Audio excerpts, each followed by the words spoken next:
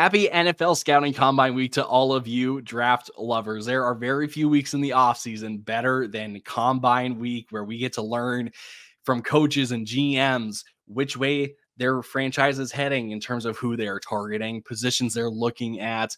Maybe their picks are available for trade. This is a very fun week to project what happens in the draft, and there's no better way to do that than with a mock draft. So let's get on into it.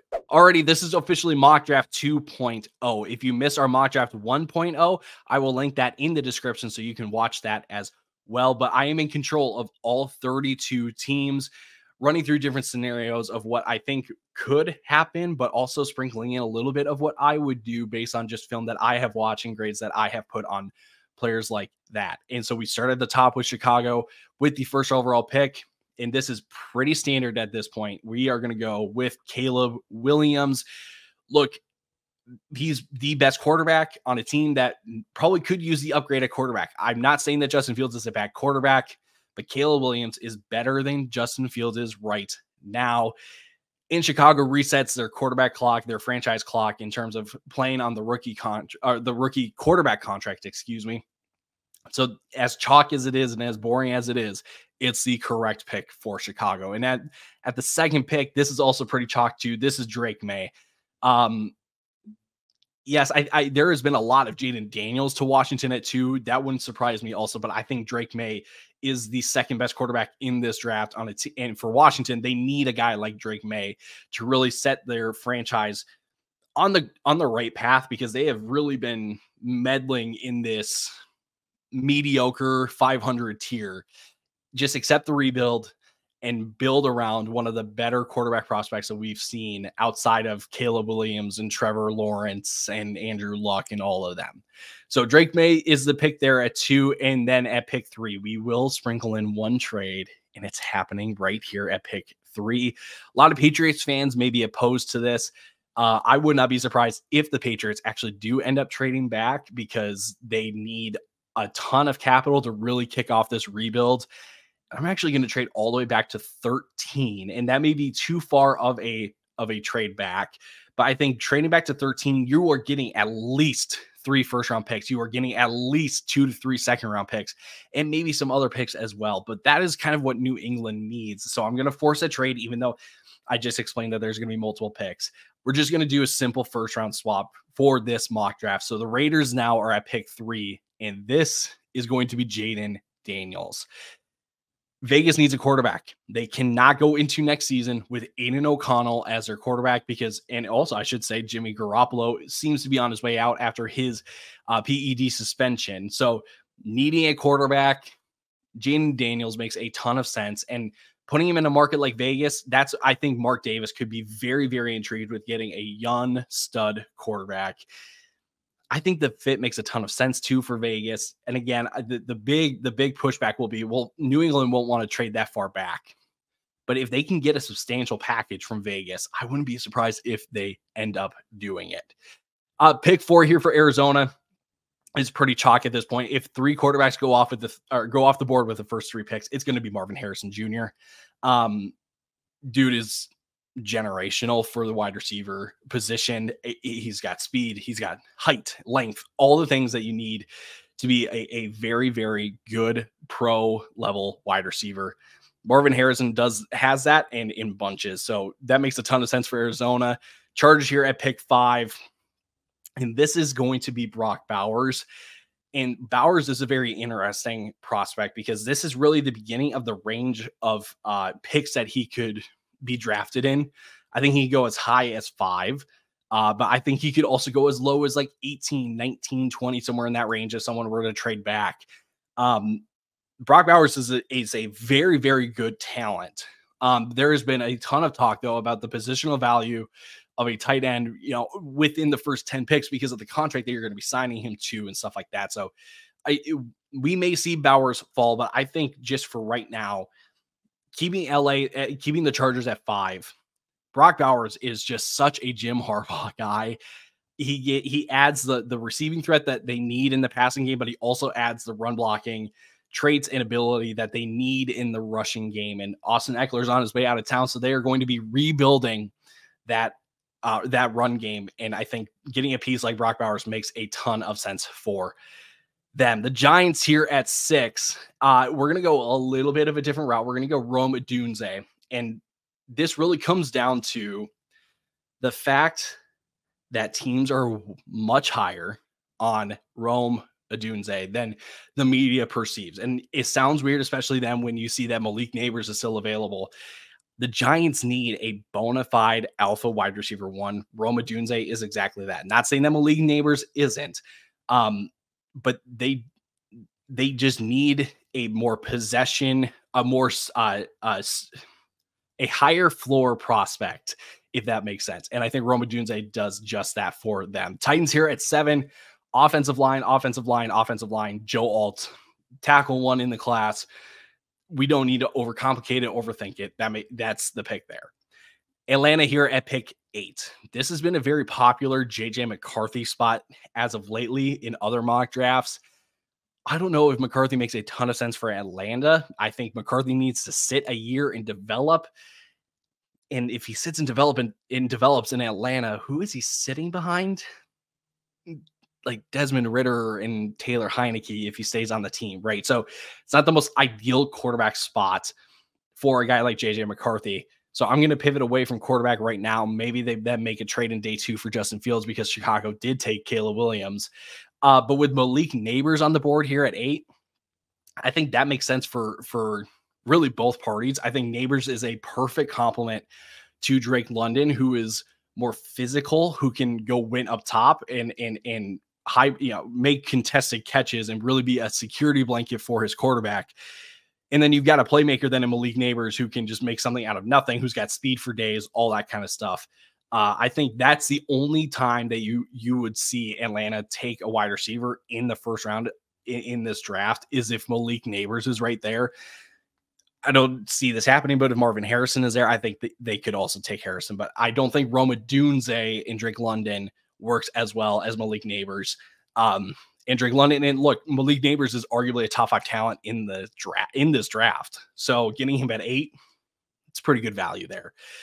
Bears here at 9, and this one is really interesting. They could go another offensive player, but there's really no pass catcher available here that is worthy of the 9th pick.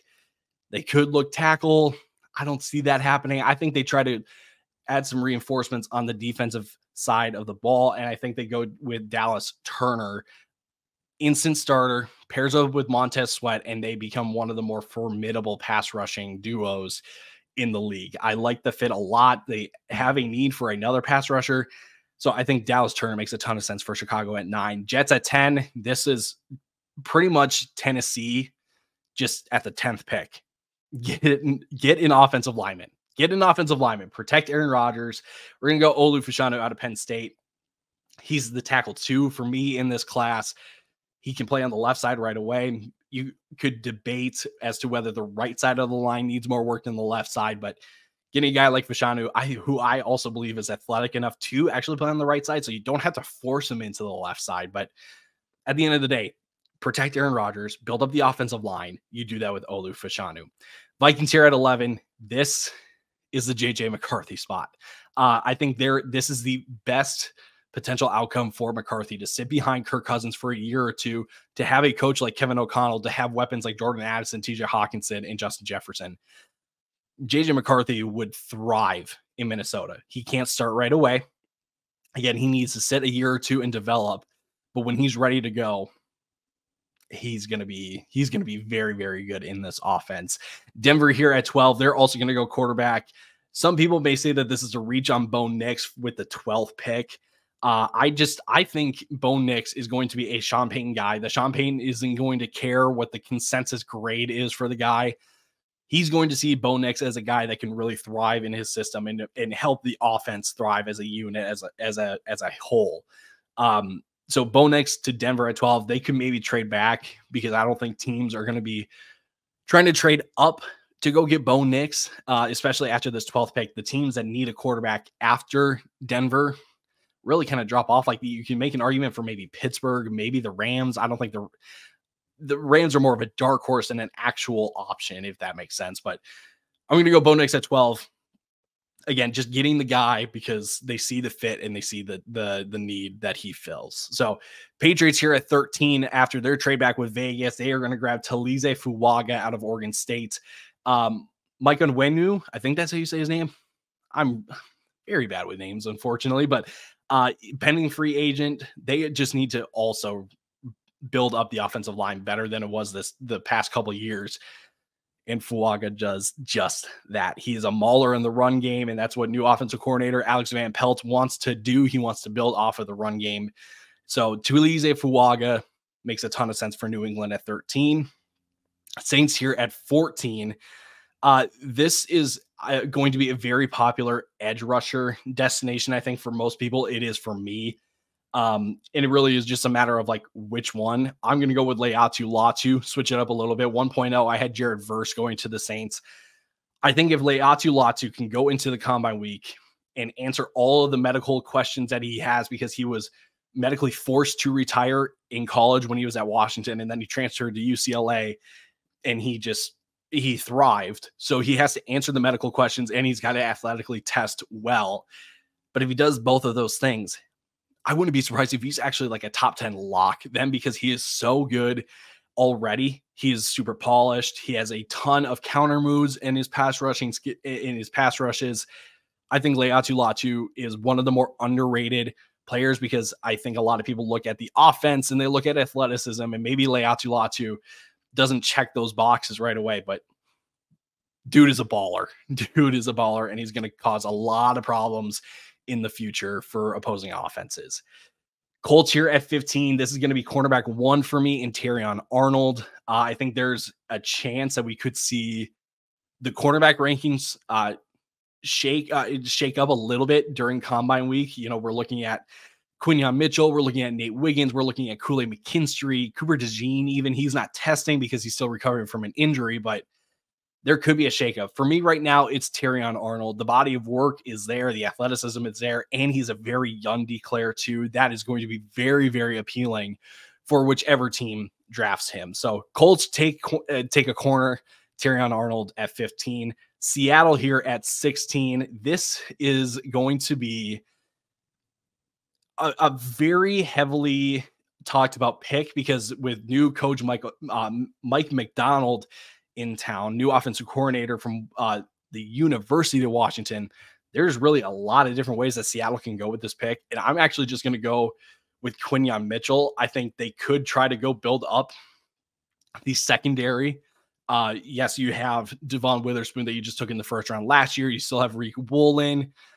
I think getting Quinyon Mitchell is setting them up for success based on just where they are playing in the NFC, right? You have teams like Philadelphia, have teams like Dallas, who, spoiler alert, will be taking a wide receiver potentially in this draft. You've got Minnesota, you've got Detroit, who's got a ton of speed on the outside. You've got San Francisco, you've got the Rams. A lot of these NFC teams have 2 very good wide receivers, and sometimes even 3. So getting a guy like Quinyon Mitchell to pair up with Witherspoon and Reek Woolen really sets their defense up for success. And if you look at Mike McDonald's work in Baltimore, it really came from the secondary. Yes, they had a very good pass rush. They had a very good run defense, but that secondary was also very, very good as well. So Quinyon Mitchell at 16. And the last point I'll make about this Quinyon Mitchell pick was Seattle. Seattle loves athletic prospects. Quinyon Mitchell is going to put on a show at the combine. So I think Seattle could definitely fall in love with him. Jacksonville here at 17. This is also maybe a dark horse wide receiver pick. You could see maybe a Troy Franklin. You could see a Brian Thomas Jr. potentially. For me, though, there is a bigger need that they have. That is the interior defensive line. It's not good. It's not very good. They're going into next year with their starters of Adam Gotsis, Foley Fatukasi, I think that's how you say his name, and Roy Robertson Harris. Those are the starters. So going and getting Byron Murphy, who is an absolute dog, who is an absolute menace in the trenches, like, I think that is a very underrated need that Jacksonville has, and they can get the best one in this draft class. there are very few. There are some big name interior defensive linemen in this free agency class. Chris Jones is one. Justin Madubike from Baltimore is another one. They could look to free agency.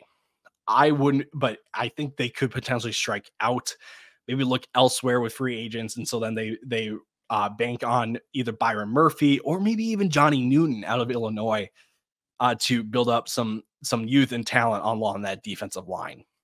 Cincinnati here at 18. This one is going to be J.C. Latham, getting a right tackle to replace Jonah Williams. If there's anything that we've learned, about the acquisition of Orlando Brown Jr. to their offense, it's big tackles, and J.C. Latham fits that to a T.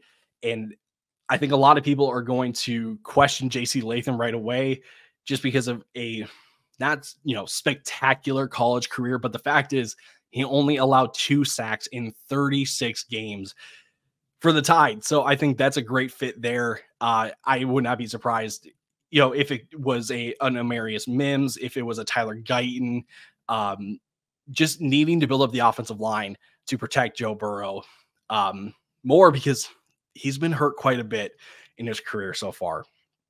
Rams here at 19, pass rusher, just like the Saints. This is going to be a very popular edge rusher destination. Jared Verse, best one remaining, probably has fallen too far based on his talent and his athletic profile. Probably one of the better values of this mock draft so far. Pittsburgh here at 20. I would not be surprised if they go offensive line. You could see them go Amarius Mims and pair him up with his former college teammate Broderick Jones. So you move Broderick over to the left side. You put Mims there at right tackle. Could also see Troy Fontenot, just versatile offensive lineman. I'm going to go with Tyler Guyton, though. Mike Tomlin was at the Senior Bowl, as was Tyler Guyton. So he's got an up close and personal look at him. And Guyton is ultra athletic. I think he has a lot of room to grow. His attitude is also another big thing that was highlighted a ton during the Senior Bowl. Mike Tomlin is going to love that. The feistiness, the aggressiveness, the motor, all that kind of stuff is going to really, really sell Pittsburgh on Tyler Guyton. Miami here at 21, they need to build up the interior offensive line. Jackson Powers Johnson, guard, center, wherever you play him, instant upgrade, instant quality on that interior. Makes a ton of sense for me. Philly here at 22. In mock draft 1.0, I gave them a corner, and I actually gave them Kool-Aid McKinstry. I'm going to go along that same route. I'm just going to go with Nate Wiggins, though. I like Wiggins really because of his attitude. He is a guy that is going to compete every single snap. And he's going to let you know about it. And I think that kind of player is exactly what Philly needs. And especially when you look at their secondary, right? Darius Slay is getting older. James Bradbury is a pending free agent. And Avonte Maddox is really primarily a slot corner. You're not really going to play him on the outside. So getting another corner like Nate Wiggins with his attitude, with his moxie and swagger, I think that's a great fit for Philly. Houston here at 23. This is going to be a wide receiver pick. I think this is a very underrated wide receiver destination, is Houston. I'm going to go with Troy Franklin, who is my wide receiver 4 at this point. Look, this Houston offense thrives on the big play, and there are 2 vertical threat wide receivers that could definitely thrive in Houston, one of them being Brian Thomas and the other Troy Franklin. I am a big fan of Franklin. Love his ability to play with speed, to release off of the line of scrimmage in different ways as well. Yes, his a con for him is that he can be out physicaled by corners that tried to, get aggressive with their coverage. But I think Houston is a place where, look, they develop Nico Collins, and not to say that like Nico Collins is a bad prospect or anything, but like they got the most out of Nico Collins. I think they can get the most out of a guy like Troy Franklin. Dallas here at 24. This is a corner pick. Now that we know who their defensive coordinator is in Mike Zimmer, his specialty corners. Look, and as a fan of the Minnesota Vikings, we have been through this before with Mike Zimmer. He loves his corners in the draft, and a guy like Kool-Aid McKinstry, who is a relatively high floor player, to pair up with Trey Diggs and Deron Bland may sound like overkill in the secondary, but I think a lot of teams are going to start recognizing the need to have 3 solid corners, especially with just the amount of wide receiver talent that will be on teams in the future. I mean, Marvin Harrison Jr., Malik Neighbors, wherever they land, teams will be getting more and more quality on the at wide receiver, in Dallas is then well prepared to match up however they choose with Diggs and Bland and then McKinstry as well. Green Bay here at 25. John Runyon, their right guard, is a free agent. So I'm going to take Amarius Mims to play at right tackle and kick Zach Tom into right guard.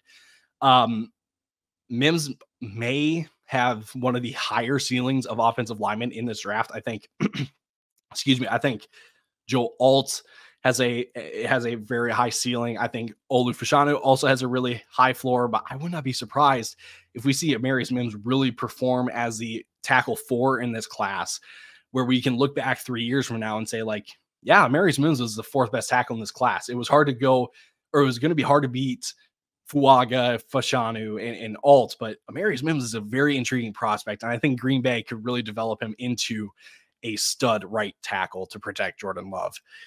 Tampa here at 26, secondary help, Cooper DeJean. I like the versatility that he would bring to that room. Antoine Winfield is a free agent. Maybe they bring him back, but even if you're going to put DeJean on the outside or play him at safety, you're getting an athletic freak, and I think Todd Bowles would be very, very intrigued with a guy like Cooper DeJean. Houston here at 27. This is Johnny Newton. I think this is also a very popular corner destination with their second pick. But they need defensive line help in the worst way possible. They allowed the most rushing yards per game last year. Getting a guy like Johnny Newton instantly makes that unit better.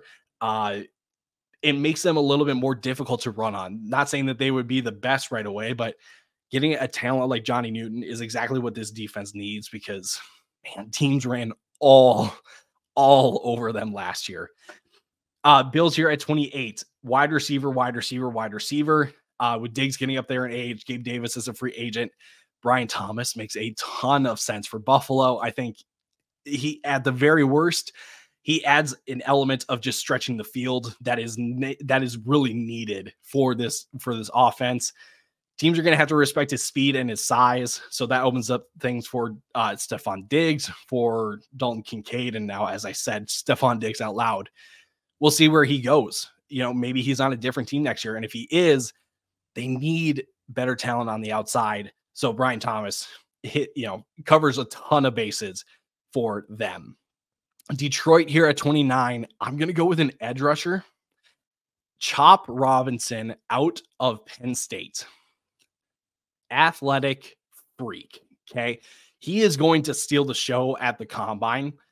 He is super quick, super fast. He is going to be an edge rusher that has gone relatively under the radar. His performance at the combine is going to boost his stock immensely. And if you look at what Detroit has drafted in the past and what they look for gritty, fast, and tough players. I know gritty is kind of the same as tough, but you get my point. Like, they are looking for high athleticism, high speed, high grit, high toughness, however you want to say it. Chop Robinson, if they can develop him, and if he reaches his ceiling, him and Aiden Hutchinson off of the edge, look out. So Chop Robinson to Detroit makes a ton of sense in my mind. Again, speed, athleticism, grittiness, all that stuff. That's a Detroit player. That's Chop Robinson for you. Baltimore here at 30, and this is going to be Troy Fontenot. I think he could go a lot earlier than this because, again, of the versatility that he can bring to an offensive line, and he was relatively good in Washington. But I think with both guards as pending free agents, with Kevin Zeitler and John Simpson, Baltimore could bring in Fontenot, instantly start him at guard. Maybe when Morgan Moses, his contract ends, maybe you kick him out to right tackle, but I think he's a guard. I think he's a very, very, he's a great fit for Baltimore. So again, getting a guard like Fontenot at 30 is also very, very good value for Baltimore. San Francisco here at 31. This is going to be Ennis Rakestraw from Missouri. Steve Wilkes was fired because of a difference in philosophy, a difference in how Kyle Shanahan wanted his defense to play. And what I think what Kyle Shanahan essentially wants is something similar to what DeMeco Ryans ran when he was the defensive coordinator in San Francisco. And when there was a lot of zone, a lot of run support. Rakestraw does just that. So I think this is a corner pick that makes a ton of sense for San Francisco with how they want their defense to play. In this last pick then for Kansas City to wrap up the first round, we're going to go AD Mitchell. And I am not the biggest AD Mitchell fan. I see the talent. I give him a first round grade based off of film, but I saw some attitude and some character things where I said, man, that's George Pickens 2.0. So I think in a situation like Kansas City, right? Yes, there's a lot of mouths to feed. Kelsey, Rashee Rice, you got the running game now with Isaiah Pacheco. At least he's going to be winning. And I think Kansas City is a place where he can really thrive as their X wide receiver.